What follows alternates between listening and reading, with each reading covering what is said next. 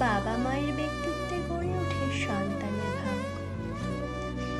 যে মা বাবার সম্পর্ক যত সুন্দর, সেই সন্তানের ভবিষ্যৎ ঠিক ততটাই সুন্দর। যে মা বাবা ব্যক্তি হিসেবে যত ব্যক্তিত্ববান, ঠিক তাদের সন্তানও ততটাই ব্যক্তিত্ববান হবে। সুন্দর চরিত্র, উন্নত মানসিকতা ব্যক্তিত্বের মানুষ হয়ে গড়ে ওঠে। বাচ্চারা অনুকরণ অনুশীলন প্রিয় হয়। তাদের জীবনের প্রধান শিক্ষক হচ্ছে তার বাবা মা। সন্তান তার প্রথম শিক্ষা পেয়ে থাকে তার বাবা মায়ের কাছ থেকে। কথা বলা, হাঁটা চলা, খেতে শেখা, আরো অনেক কিছু। বাবা মায়ের আচার আচরণ প্রধান প্রভাব ফেলে সন্তানের ব্যক্তিত্বের উপরে।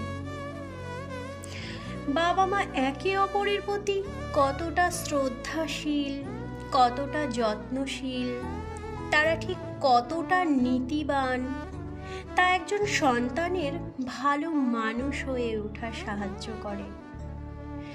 যদি কোনো সন্তান দেখে তার বাবা মা কিছু খারাপ কাজের সাথে যুক্ত, তখন সেই সন্তানের মাঝেও সেই প্রভাব বিস্তার করে। তখন সন্তানও খারাপ কাজকর্ম এবং খারাপ বাক্য প্রয়োগ করে। সন্তানকে শুধু বিলাসবহুল ও দামি পোশাকে অভ্যস্ত করলে ভদ্র এবং সভ্য হবে না। সে তাই করবে যা তার বাবা মাকে সে করতে দেখবে।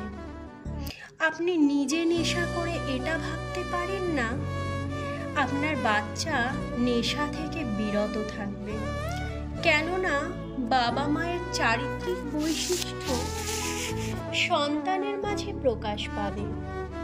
সন্তান বাবা মাকে ও তার পরিবারকে দেখে শেখে। আপনি আপনার সন্তানকে পড়ালেখা শেখালেন, কিন্তু মনুষ্যত্ব শেখালেন না। শেষে একটা কথা বলি, শুনুন।